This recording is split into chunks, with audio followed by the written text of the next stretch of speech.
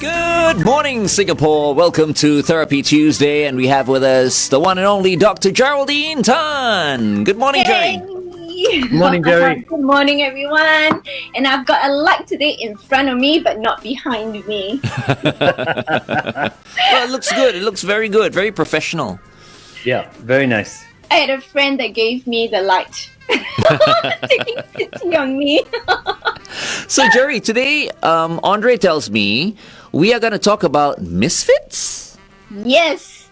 And this is one of the songs. Let me just play that if you recognize. Do you ever feel like a misfit? Everything inside you is dark and twisted. Oh, but it's okay to be Do you recognize Yeah, the song? because she was a misfit in school as well. Eva. Sorry? I'm just curious to find out, do all of you have a misfit story to tell?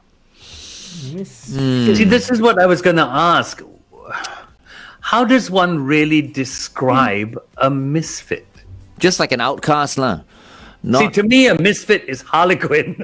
That's a misfit. I was a nerd, okay? I was a nerd, but I wasn't a misfit. Because when I was in school, I was always either, I was always like a prefect, an assistant head prefect, so nobody messed with me. If I was not happy with someone, I would book them. So I was still not that outcast. But I had some friends, who were like, people didn't want to mix with them for some reason, and I don't know whether it happens in girls' schools, because I was from an all-boys school, right? And I reckon these guys were scarred, when they were in secondary school, because I'm sure if they think back right now, about those times, it's not a good feeling. So how do we judge this misfit? Because some people don't fit in only because society says they don't fit in. It's not that they feel they don't fit in. Okay. So how do we deal with that? Let's think about what is a misfit. But Yeah. in order to think about that, we need to think about why we need to fit in. What is the purpose of conformity? So conformity, if we think about it, right, the very fundamental is survival. So why do we need to survive? Why do we need to survive? Why do we need to conform? So that we know that we are correct. That we are going in the right direction. So if we think back about the caveman period, or we think of a herd of animals, right? If they're going in one direction, they're migrating to the south, or they're, moving away from danger. In order to survive, they need to follow, they need to conform. So it was actually for survival, and when people needed to survive, they also need like social rules. So you have the people that are just going in one direction, but you need someone that leads also. So conformity also has all the different social roles. So it's very interesting. So whilst, Glenn is saying, oh, I am a prefect, but perhaps you were falling into that social role of leading everyone, of herding everyone to do the right thing. He would have been a good shepherd, I guess. I was about to say Glenn and his flock of St. Patrick's sheep. Booking everybody. But would that be a definition of a misfit? Because we still don't know the definition of a misfit. Is it as simple as someone who doesn't conform? It's as simple as someone that doesn't seem to fit in the entire herd. I when I was growing up, I definitely felt like a misfit with my best friends. We had a group of us, maybe 15 or 16 of us, who would hang out every weekend. But many of them were smokers. And I was actually the only one who didn't smoke. Okay. But that doesn't make you a misfit. No, because in this group of guys, everyone was, they kind of smoked, and they also, they had a couple of beers and drinks, and I didn't. And I was the only one also amongst this group, which I thought was also weird at that time. I was the only one who golfed. But they didn't discriminate against you, But they right? never. I was still their buddy. But I know now talking about I didn't fit in with the group that I hung out with. So I don't think he's a misfit, right, Jerry? Would that He's be a not misfit or not? I think he's just a freak, Kunni. Which means things haven't changed. Oh no! No, does that count? Does that count? I mean, if we think about it, right? I love the conversation that is going because we realize that we all have differences. But when we call someone a misfit, we literally push them out of this world, or the world that we are in.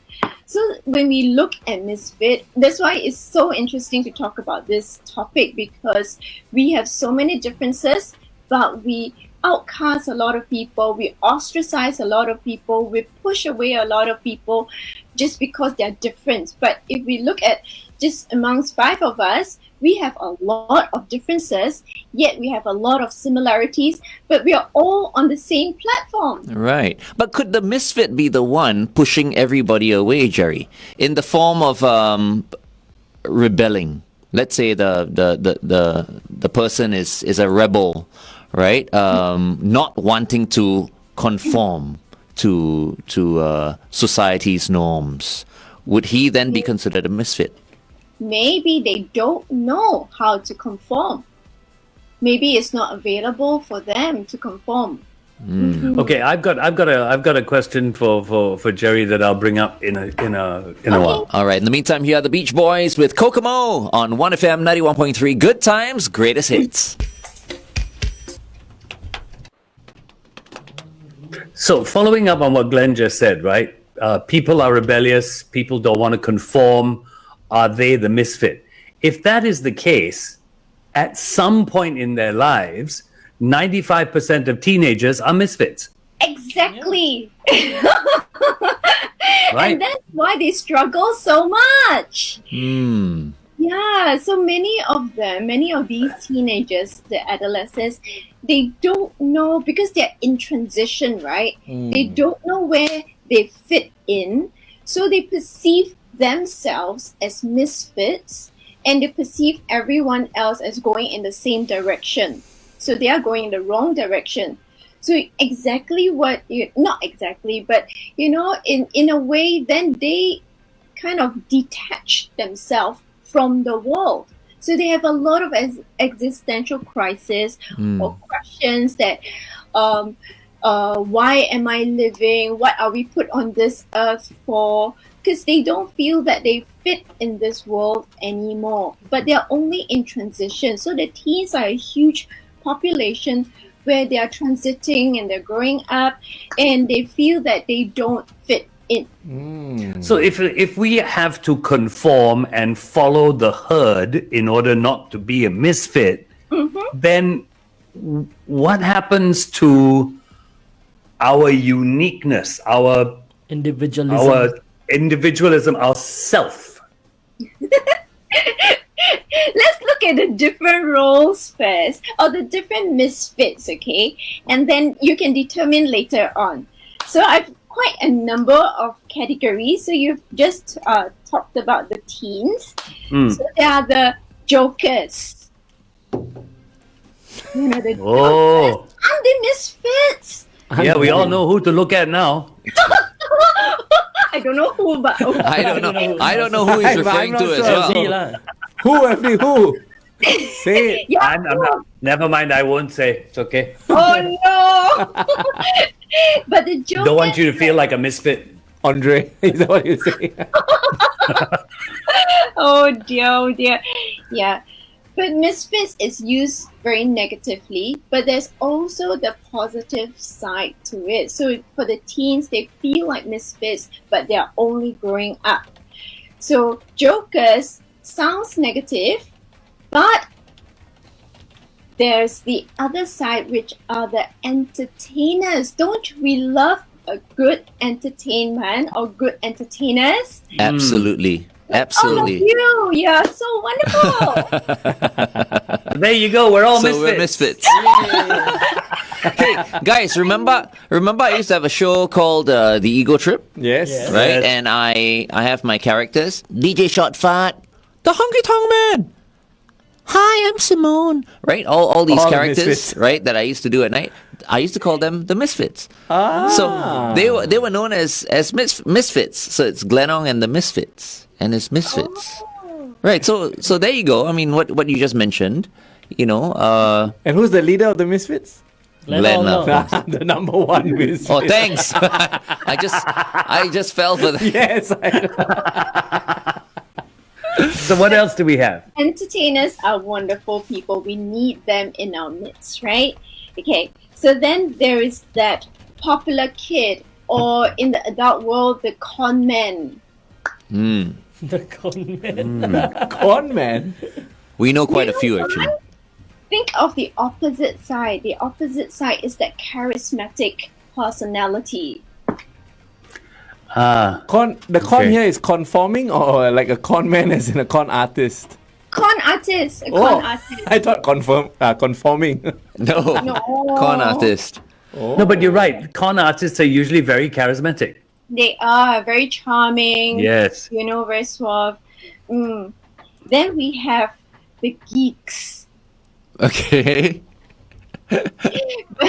So we always look at them and go, why y'all study so hard? But the geeks are geniuses in their own way. And we need those. If not, the society cannot progress. I always felt that those who really needed to study hard were not geniuses. The geniuses were the guys who didn't have to study and still got those A's. Those are the guys I just hated. I had friends like that who wouldn't study the whole year, all of a sudden sits for the exam. But you and- see, you've been conned. I also had many friends like that, but I found out later that they were the hardest working ones, but telling everyone that they weren't studying.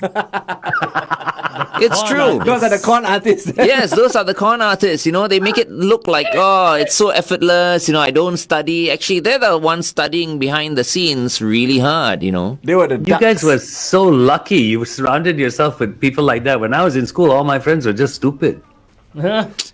FD. You're terrible, I thought you said your classmate was like Dick Lee, You had to bring that up, didn't you? Thanks, huh? Thanks, huh? Here's a shovel. Okay, go on, Jerry.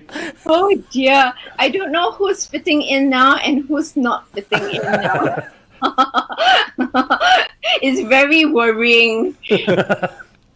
But the thing is, I mean, so is it a good or bad thing when one is labeled a misfit? Don't know. We've just looked at the bad side. We've just looked at the good side. And you had the discussion, where Andre was saying, yeah, but I don't like these people. So did they fit in his world? Did they not fit in his world? You don't know. They didn't fit in your world. So are they misfits? Andre didn't fit in their world. So is Andre Who's a the misfit? Yeah. Who is the misfit? Don't know. So when we label, it's always from our lenses that we define the other person does not fit in our world. Right. What if we don't fit in their world? Exactly. Okay, we're coming back on air. Stand by. In love right here on 1FM 91.3. Good times, greatest hits. We have with us Dr. Geraldine Tan because it is Therapy Tuesday, and today we're talking about misfits. Good morning, Jerry. Morning, and we are trying all to fit in. Okay, so Jerry, you said we judge these people through our own lenses, so they don't fit into our world, therefore they are, to us, a misfit. So if they don't fit in, we perceive them as a misfit. Yeah, but is there any really any loss to them?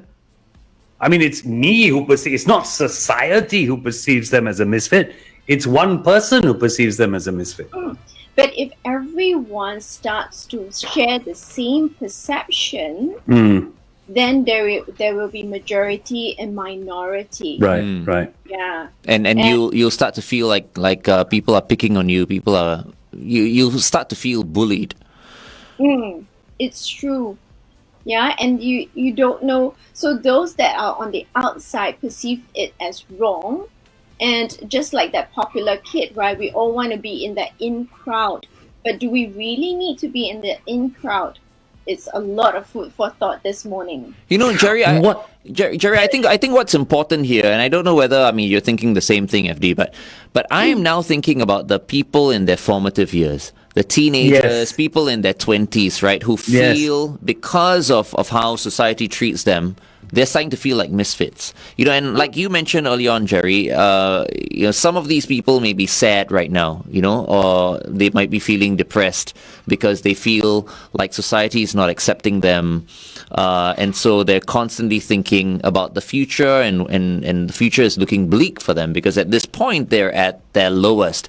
And funny enough that we should be talking about misfits this morning, and as I said, people in their formative years, because on the front page of the new paper today dated Tuesday, August 4th, it reads, suicide rate among people in their 20s raises concerns. Now, more and more teens are having suicidal thoughts. Could this be a factor? The fact that they feel like they don't belong, and the road ahead of them is going to be long and unpredictable, and they see the future as being very bleak, and so they're starting to feel depressed? So many of them, in the past, there was not so much emphasis on what you want to do in the future. It's true train. You just do, and everything is kind of planned for. But now they are kind of forced into that position to grow up really fast, to think about their future. We are asking the teens, 13, 14, 15, you've got to think about your direct admissions, or so even from PSLE, it's like your direct admission, what your vocation, which vocation would you want. So there's a lot of pressure when we keep telling them, oh, just enjoy your childhood. There's no more childhood. There's no more playing anymore, right? So they feel very dark because they have no idea what is ahead of them. Right. And they are also just transitioning. So their little worlds are slowly opening up, or the different options for them are slowly opening up. So a lot of them feel very stifled, and they don't know why they feel stifled. Right. In fact, I have one of the young boys, and I did get his permission to share this, on any social media that I want. And he echoes many teens and many young adults what they feel.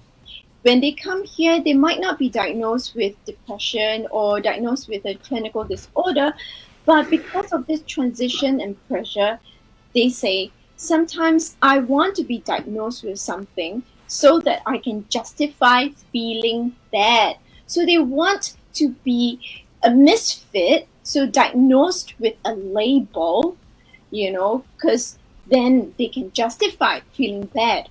And it's very sad to hear them say that, and it's echoed with quite a number of teens and young adults. Okay, we're talking teens and young adults, but it does happen to a lot of kids, even when they are just going into their teenage years, when they really start to rebel at school and whatever else.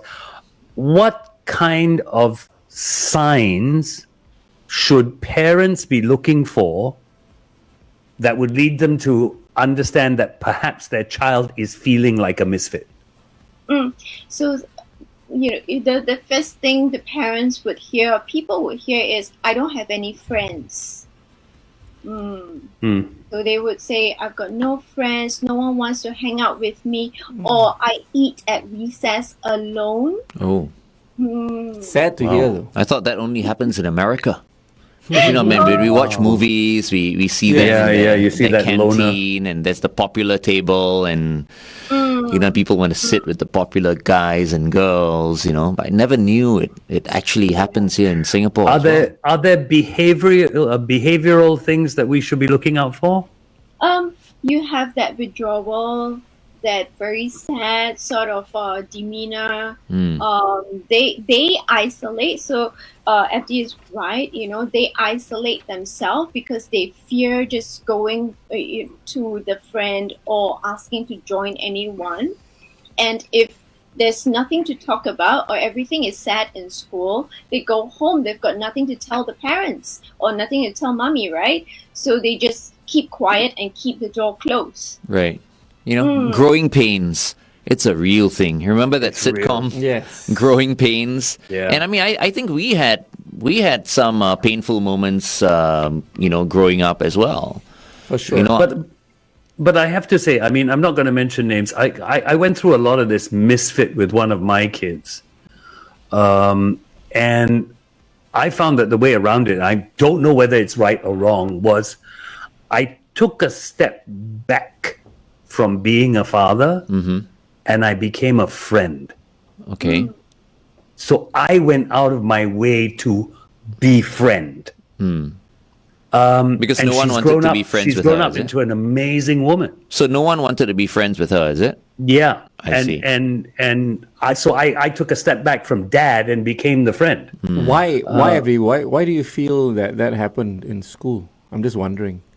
I think a lot of it was physicality Oh no. and being ostracized and stuff like that. So you begin to feel very strange, and so I took the step back as being a father and became a friend, and we would do that whole hangout thing and talk rubbish, and you could see her that she slowly. It took many years. I will say it took many years, but she's grown into a beautiful woman now. So that's what I did. I don't know whether what I did was right or wrong, but it seemed to work. All right. We are talking to Dr. Geraldine Tan today from the therapy room about Misfits. The time is 8:22. 1FM time. Munish is asking. Say, Is Glenn, he a misfit? Yes, are you Munish, you are a referring to misfit. him?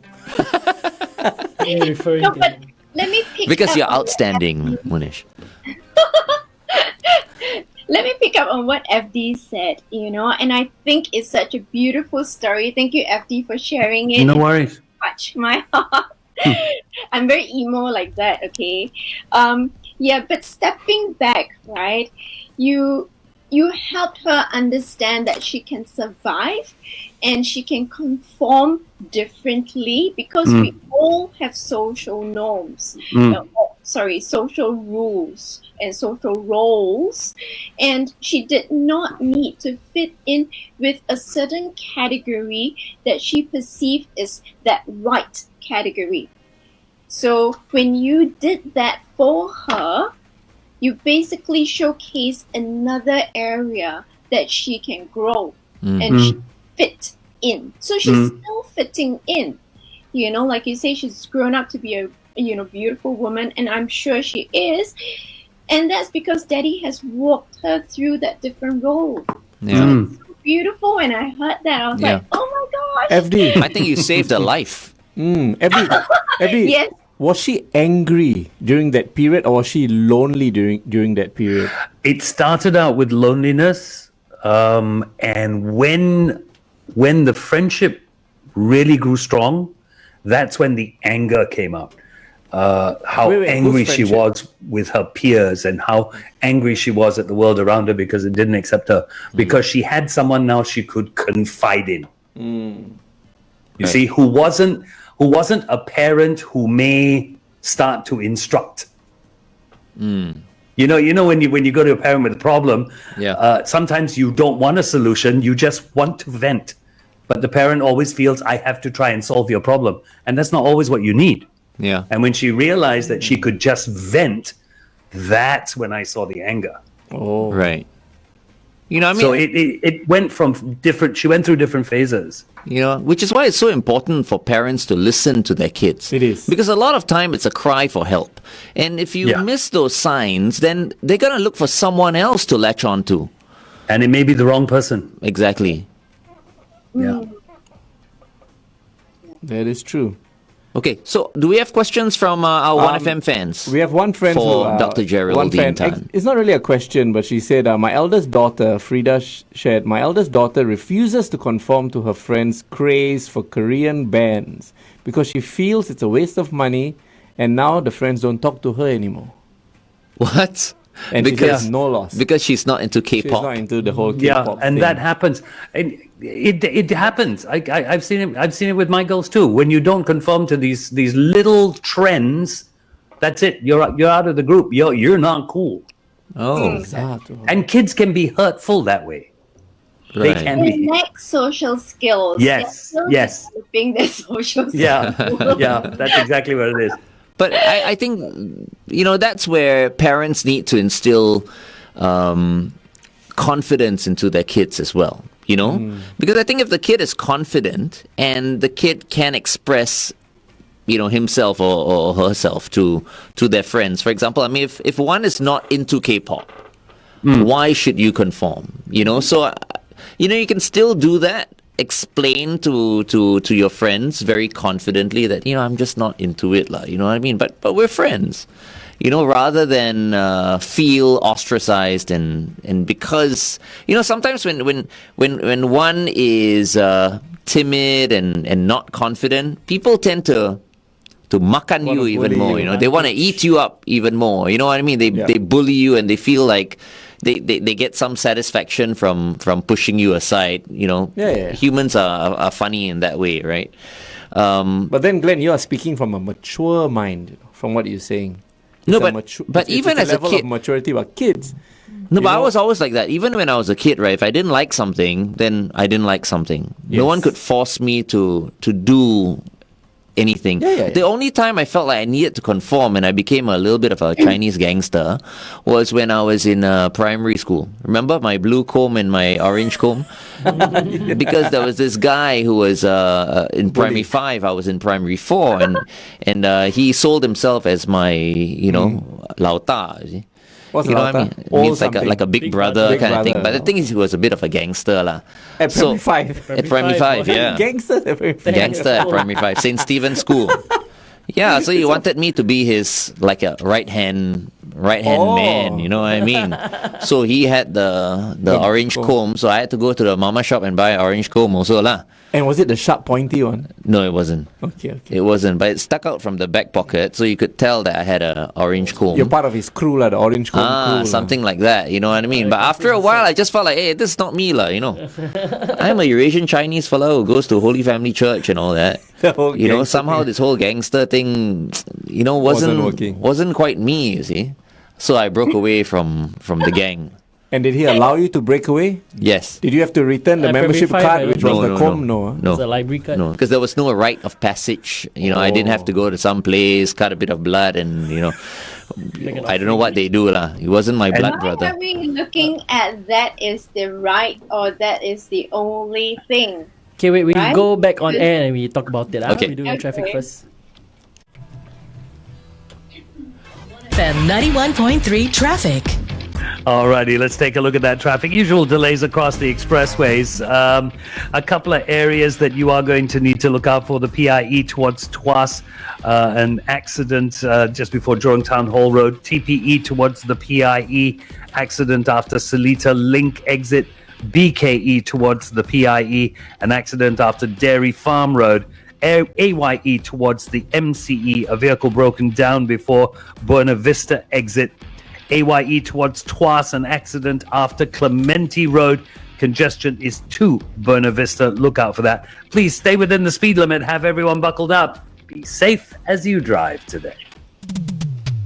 Good morning, Singapore. It's Glenn and the Flying Dutchman with Andre and Shaun, and we have with us Dr. Geraldine Tan from the therapy room because it is Therapy Tuesday. Welcome once And- again, Jerry. And Jerry's got some things to say about Glenn's gangster youth. Yes. So I was telling Dr. Geraldine Tan that when I was in primary 4, I was quite a big gangster in St. Stephen's School. Be a gangster at primary Primary 4. 4. Primary 4, yeah. You can't be 10 and be a gangster. Well, Hello. he thought he was. What does Jerry think? That's Okay, Jerry. that's the most important thing. He can believe whatever he wants. What we want to look at is that idea of why we tend to think that there's only one way, and we believe that that is the best way, and we forget ourselves. So when we think that we need to fit into one pot, is when we discount ourselves. So I don't know what Glenn discounted about himself, Right.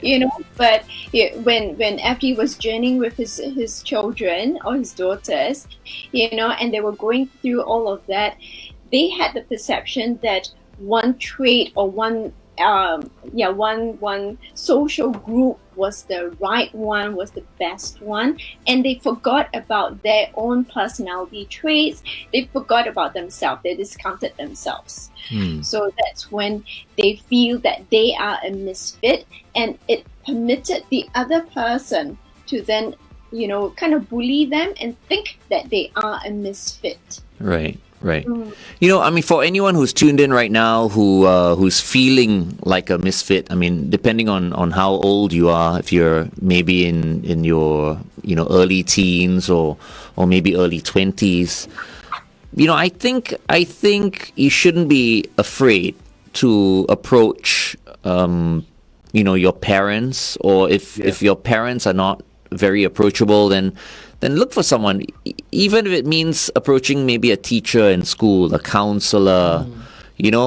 Make sure you get some help. Make sure you get someone you can talk to, rather than keeping it all inside. Good idea. Pent up. I think here, and Jerry, tell me if I'm right or wrong. I think when your child approaches you also, yes, you have your 30, 40 years of life experience that you are going to call upon, but you need to stop for a moment and try and remember what it was like when you were that age and what you felt. And I think that will help you deal with your child a little better.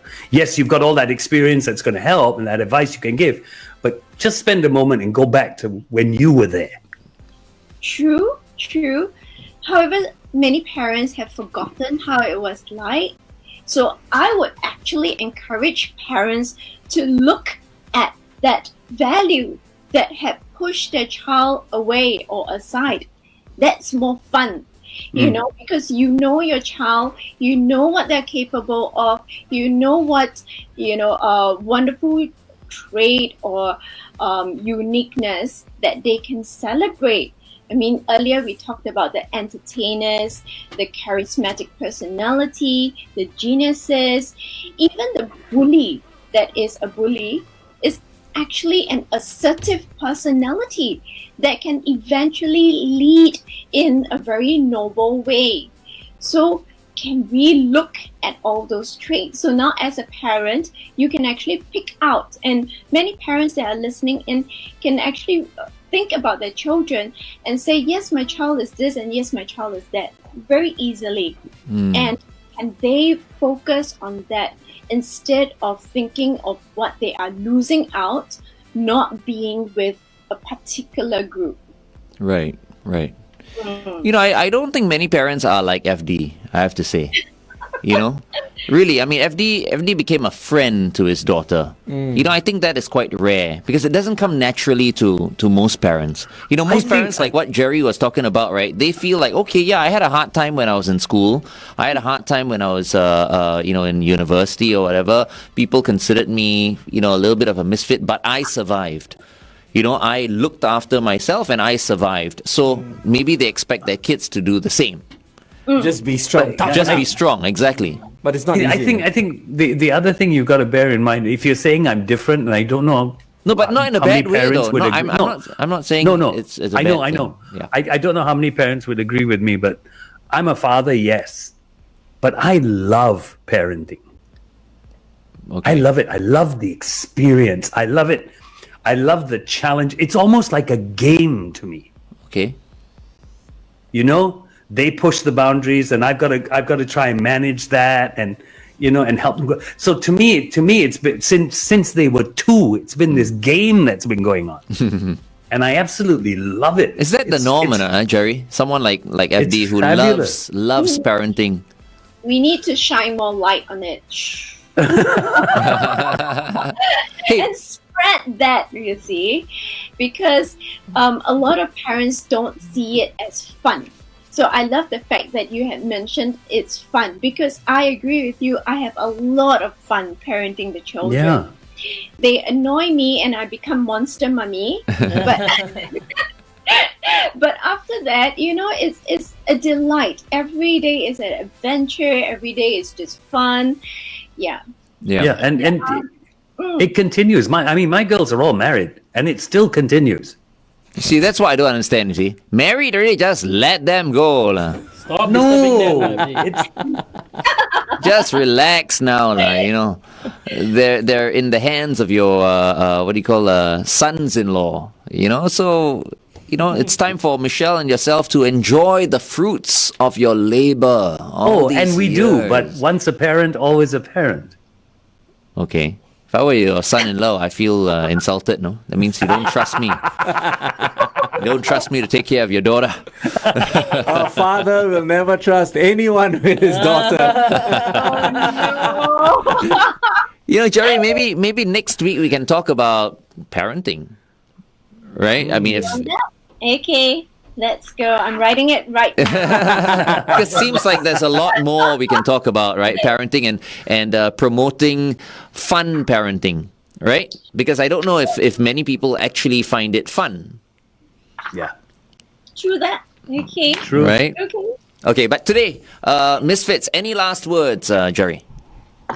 Oh yes. So I want to give homework. So as a psychologist, we sometimes give homework after a therapy session. Oh, Okay.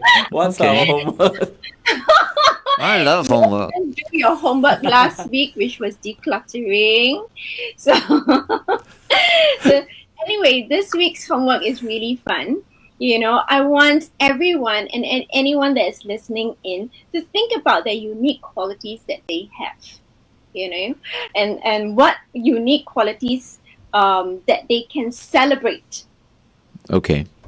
Okay, so we want them to celebrate. We want all of you to celebrate the different qualities.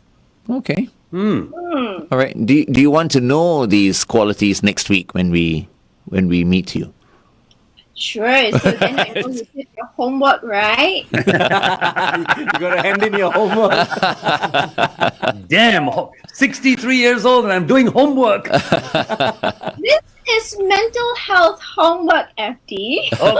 Okay. Ken. I feel like a teacher suddenly. All right. Thank you so much for joining us, Jerry. No worries. Thanks for having me. Okay, bye-bye. And have a happy National Day. You too. Bye-bye. Bye. Bye-bye. Bye-bye. Take care.